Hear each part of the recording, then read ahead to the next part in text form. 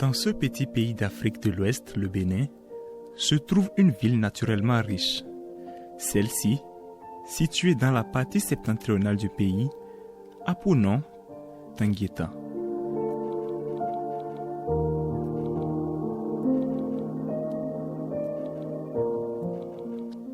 Avec ses cascades, son parc animalier ou encore son hôpital de renom, Tangueta est une ville bénie de par sa végétation et sa faune.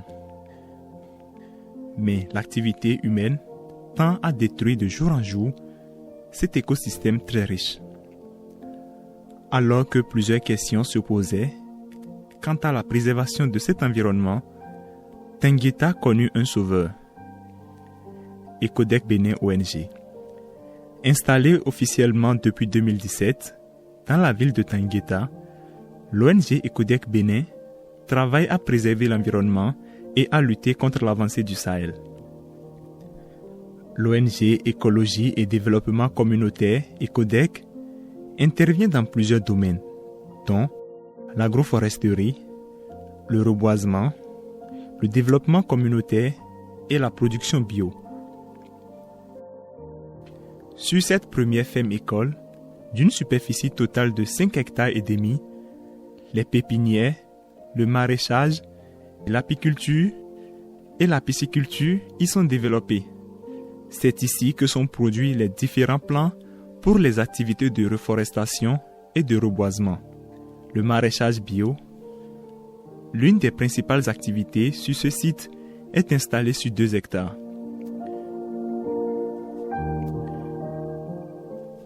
Au niveau de la production des plants, on retrouve plus de 16 espèces. Le Kaya sénégalensis ou Caïcédra, le baobab, l'anacadier, le manguier, le tamarinier, le nîmes, le moringa et bien d'autres encore.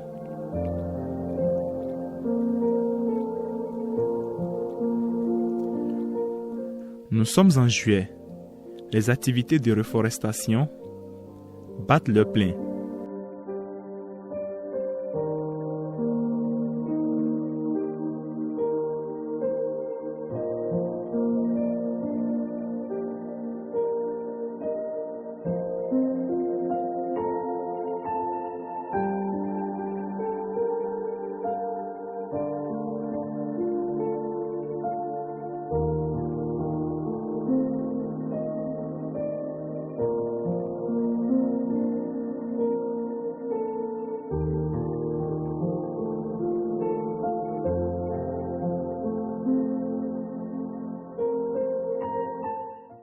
Au programme ce jour, la mise en terre de 2000 plants dans des forêts sacrées de Finfingu, arrondissement de Tayakou.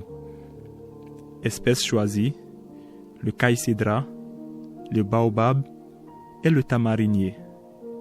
Ces 3 essences locales vont permettre le reboisement de 7 sites sacrés dans le village. Un geste fortement salué.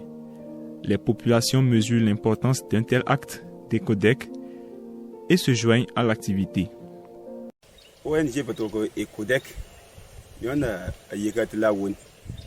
Nous sommes arrivés ici ce matin dans cette forêt de Finfingu pour accueillir Ecodec Bénin. Il y a quelques années, cet endroit était vraiment rempli d'arbres, mais aujourd'hui, il n'y a plus rien ici. C'est ainsi que nous avons sollicité Ecodec Bénin pour nous aider à remplacer les arbres dans cet espace. Ici, par exemple, c'est là que se font certaines cérémonies traditionnelles. Grâce à l'ONG, nos activités d'avant vont pouvoir reprendre. Nous allons veiller chaque fois sur ces cultures afin qu'elles puissent grandir normalement et qu'on s'en serve également.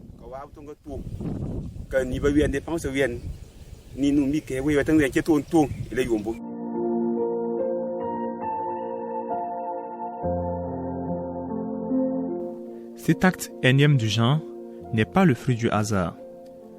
Aujourd'hui, nous sommes dans la forêt de Finfingu, la forêt sacrée de Finfingu. Donc, c'est une forêt sacrée qui est située dans l'arrondissement de Tayakou. où nous avons prévu nous avons un projet de conservation pour cette forêt-là. Préalablement, c'était une forêt qui était reconnue par la densité de sa végétation et aussi par la faune qu'elle abrite. Donc, face aux activités anthropiques, elle a perdu un peu sa végétation et la faune qui souhait également a disparu considérablement. On est parti sur des essences locales, principalement du caïcédra, du baobab, du tamarinier, du karité. Mais ce matin, nous avons reboisé avec du karité et du baobab et du caïcédra. Le caïcédra est l'essence qu'on a choisi en priorité. Plus de 1000 pieds de caïcédra. Parce que quand on parle de conservation, il faut conserver les valeurs autochtones. Conserver les valeurs autochtones, c'est aussi conserver les espèces autochtones. C'est ça qui fait la diversité, on conserve notre diversité. Donc c'est pourquoi on a misé plus sur les espèces autochtones, les espèces qu'on retrouve ici. Donc aujourd'hui, protéger cette diversité, c'est également protéger tout ce qui est ressources pour eux et leur culture, parce que c'est des sites sacrés que beaucoup de jeunes ne connaissent pas aujourd'hui. Donc aujourd'hui, dès qu'on sécurise la forêt, dès qu'on sécurise ces sites sacrés, ça va permettre de perpétuer un peu la tradition Natemba.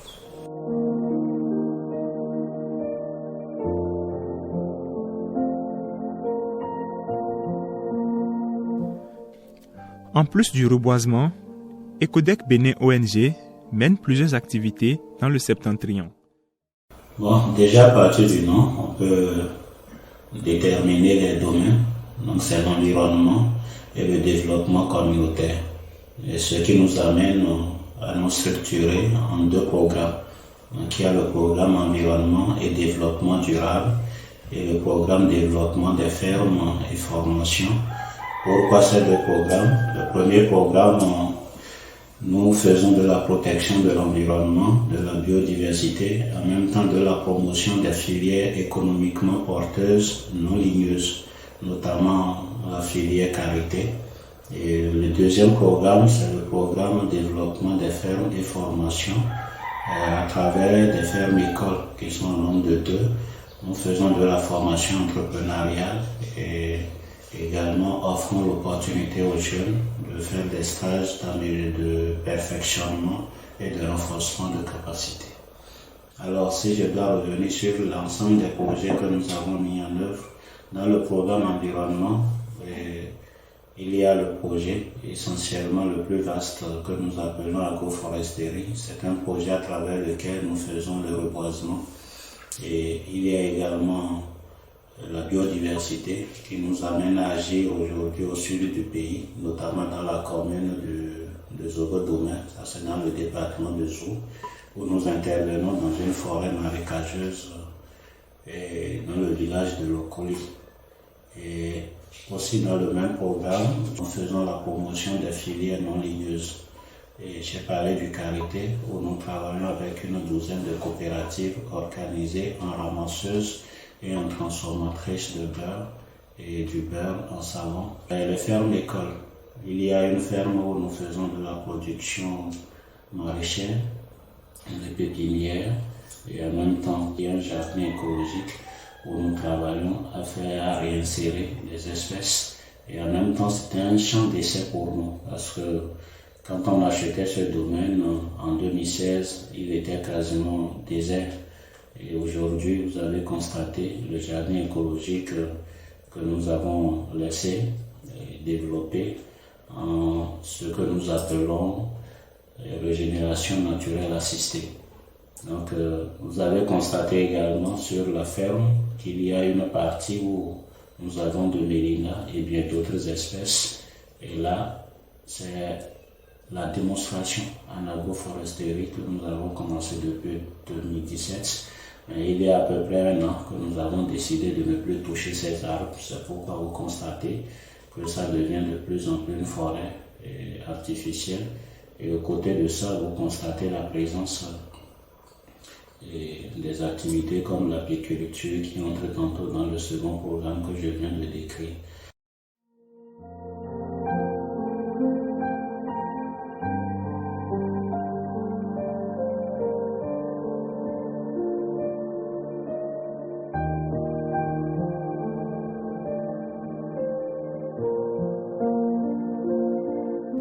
Les feux de brousse, la divagation des animaux, les litiges liés au terrain. Cet ensemble constitue des entraves aux actions de l'ONG.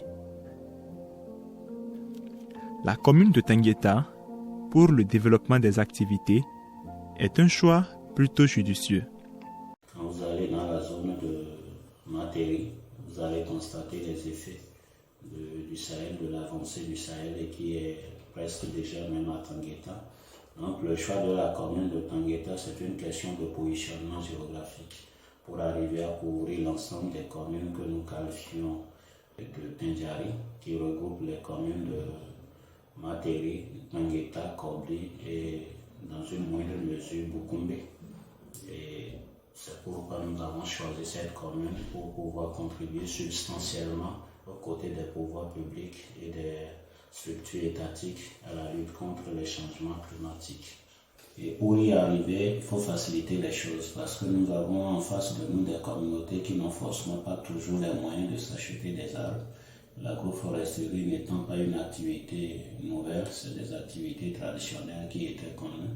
Malheureusement, c'est une question de moyens. Nous avons alors décidé de rendre gratuit l'accès aux plants que nous produisons. Et chaque année, nous produisons et plantons environ 30 000 arbres.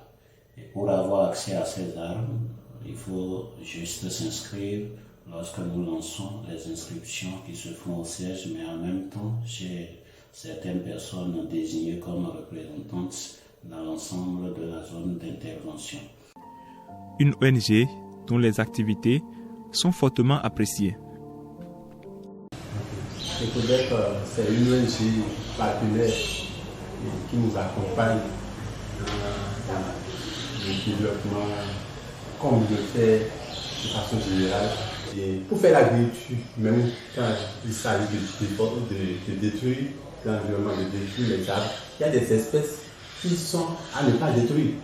À côté de ces espèces aussi, il y a d'autres espèces qu'il faut laisser parce que sur un hectare, il faut environ 20 à 25 pieds qu'il faut laisser sur un hectare, même quand on veut faire de l'agriculture, il faut un nombre de 20 à 25 pans qu'il faut laisser.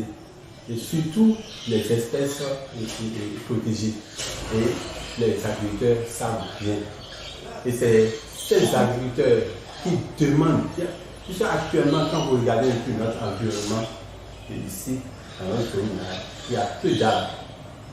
Et aujourd'hui, c'est ces producteurs-là qui font la demande des arbres et qui vont planter ça dans leurs champs.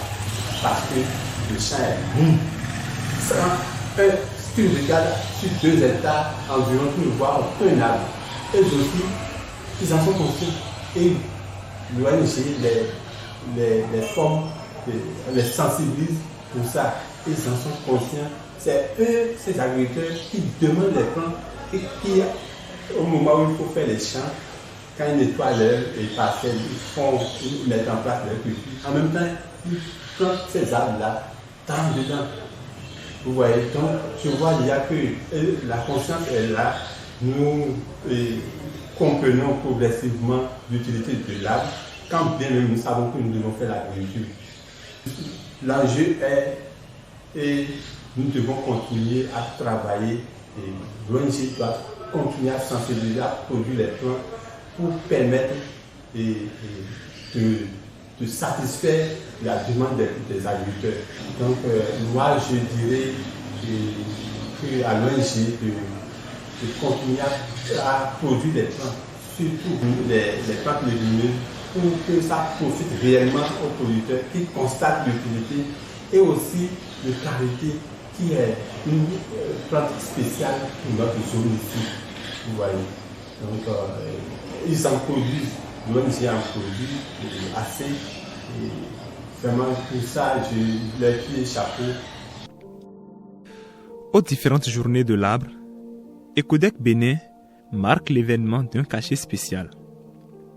Il faut rappeler qu'il y a une très bonne collaboration entre la mairie de Tangueta à travers le service des affaires domaniales et environnementales et ECODEC Bénin pour toutes les activités en lien avec l'environnement. Nous sollicitons ECODEC Bénin qui ne ménage aucun effort pour répondre à nos sollicitations. Je n'en veux pour preuve que l'organisation de la Journée nationale de l'arbre, où nous avons bénéficié d'un soutien très important de Ecodec Bénin pour cette journée statutaire. Nous avons mis en terre sur un site entièrement clôturé avec du grillage près de 850 plants de mélina et quelques plants de néré. Nous avons mené assez d'activités de reboisement.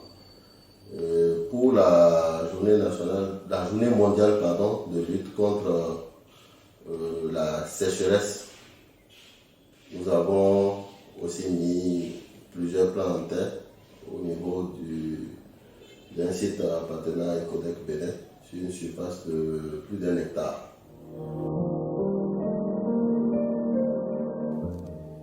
Ecodec Bénin ONG, c'est plus de 120 000 arbres plantés en 5 ans d'activité. Les plants qui sont distribués gratuitement à toute personne désireuse se développent un peu partout.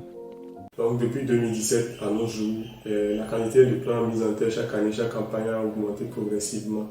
Ce qui fait qu'aujourd'hui nous sommes à plus de 120 000 plants mis en terre dans l'ensemble des communes de Tangueta, Materi, Kobli. Le projet a pris en compte les 3 communes parce que ce sont les communes les plus vulnérables en termes de changement climatique. C'est pour ça que les plans ont été distribués principalement au niveau de ces 3 communes. Dans la suite, nous sommes en train d'entrevoir et intégrer la commune de Boukoumé à l'intérieur du processus. Donc 120 000 plans répartis entre les 3 communes où prioritairement les plans sont mis en terre dans la commune de Tangueta, dans la commune de Kobli.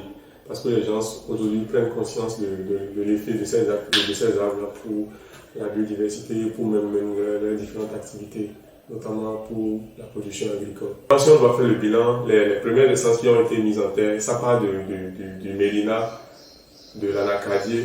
Mélina parce que c'est une essence à croissance rapide, ce qui fait que rapidement l'arbre croît.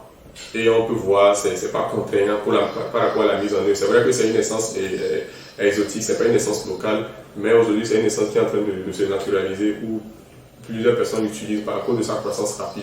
Ouais, donc c'est l'une des essences les plus mises en terre au niveau de notre projet. Également, il y a l'anacadier où les gens valorisent l'anacadier à travers les biens qu'elle offre par rapport aux fruits et autres choses. Donc aujourd'hui, c'est également une des secondes essences qui est mise en terre. En plus de cela, il y a le caïcédra, une essence locale qui est classée même vulnérable par rapport à son statut de conservation ICN. Donc c'est une essence locale menacée. Et au-delà de ça, aujourd'hui, nous sommes en train de faire la promotion d'autres essences locales, par exemple comme la Bzélia qui est menacée également, comme le ptérocarpus qui est également menacé comme en danger d'extinction par rapport à la classification ICN. Donc on est parti des essences, d'autres essences que les gens demandent. Et nous sommes en train de sensibiliser les communautés pour intégrer des essences locales qui sont menacées. À contre cela, nous sommes en train aussi également d'insérer d'autres essences qui ne sont pas peut-être menacées, mais qui peuvent être menacées dans le futur ou bien qui rendent des services écosystémiques, des biens et services à des populations, comme des essences fruitières, comme le vitex, d'autres espèces également. Ici, la gratitude à l'égard de l'ONG est monnaie courante. Ecodec ONG, je crois que c'est un partenaire que nous avons eu à la commune de Tangueta, non seulement qu'elle intervient ici à l'intérieur, mais par rapport à notre commune, je crois que nous avons la satisfaction exprimée par rapport à tout ce que cette ONG apporte pour la commune. Nous avons un partenaire quand même qui est porteur et qui a beaucoup d'espoir et nous avons collaboré quand même suffisamment dans plusieurs activités. Et surtout que nous sommes dans une zone où vraiment la présence de cette ONG nous permet de régler un certain nombre de problèmes liés à l'environnement, au changement climatique et le partenariat avec cette ONG-là, ça se vit avec aisance et nous croyons que nous devons encourager vraiment à continuer dans cette lancée. Des efforts louables auxquels peuvent s'ajouter quelques actions. Nous sollicitons en réalité, c'est pour le moment, c'est nous qui sollicitons Ecodec pour nous aider dans certains pays, notamment même par rapport à la journée de l'arbre et de la biodiversité. Ecodec a vraiment contribué. C'était un partenaire qui a vraiment puisé dans le cadre de l'organisation, qui a permis la réussite de cette organisation de la journée de l'arbre et de la biodiversité aussi, de ces deux journées. Et aussi, beaucoup, surtout par rapport à l'assainissement de l'environnement. Oui, nous avons un barrage qui était vraiment jusqu'au pollué. Le CODEC a fait un effort pour vraiment assainir ce site, qui vraiment tendait déjà à être étouffé à travers les comportements de l'incivisme de nos populations. Et aujourd'hui, nous accompagnons, nous avons quand même l'accompagner dans plusieurs activités qu'elle a définies. L'organisation non gouvernementale, en partenariat avec UMI, vole au secours de la forêt marécageuse de Mlanzu dans le sud du pays. Une restauration et préservation de la biodiversité sont engagées.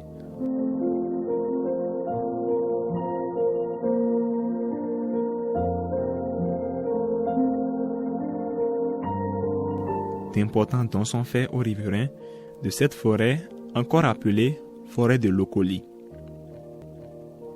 Retour à Tangueta.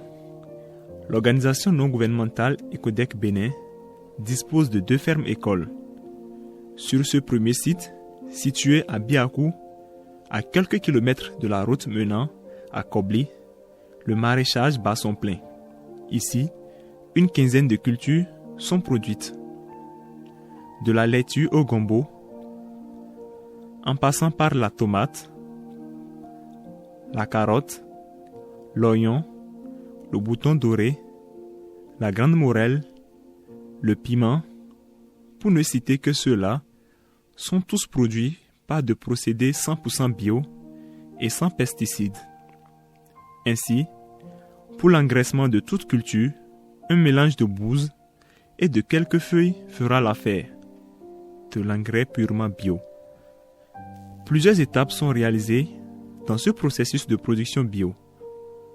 En ce qui concerne la laitue, par exemple, ça part depuis la pépinière. Nous préparons et faisons le semis de la semence de laitue depuis la pépinière. Ça fait environ 3 semaines avant qu'on ne repique. Donc, et sur les planches déjà préparées et bien amendées. Donc, et avant de l'arracher depuis la pépinière, nous arrosons abondamment pour pouvoir arracher avec les mortes de terre. Et sur les planches qu'on veut l'installer, on arrose aussi également abondamment avant de venir l'installer. Et l'écartement que nous utilisons pour la laitue est généralement de 0,20. Bon, ici nous utilisons 0,20. Mais la laitue, on peut aller à 10 x 10, c'est-à-dire 10 entre lignes et 10 cm entre blancs. Avec ce système de fourniture en eau et ses retenues, l'arrosage est encore plus facile. Le maraîchage ici se fait donc à toutes les périodes de l'année. Nous faisons le traitement, ce qu'on appelle traitement phytosanitaire. Et nous faisons le traitement, puisque c'est bio, nous utilisons les feuilles. Les feuilles que nous voyons partout. Il y a certaines feuilles que les insectes n'aiment pas. Donc on triture et nous mettons un peu d'eau dedans et nous pulvérisons. À quelques kilomètres plus au nord, à Sepunga, une seconde ferme est créée sur une superficie de 7 hectares pour le développement de l'élevage. Un début plutôt impressionnant avec des petits ruminants, les ovins et des caprins. La volaille y est également élevée. Toujours dans la dynamique de servir les populations, l'ONG produit de l'Atmésia, un remède très efficace pour éliminer définitivement le paludisme. Des savons à base de beurre de karité pour les soins du corps sont également disponibles.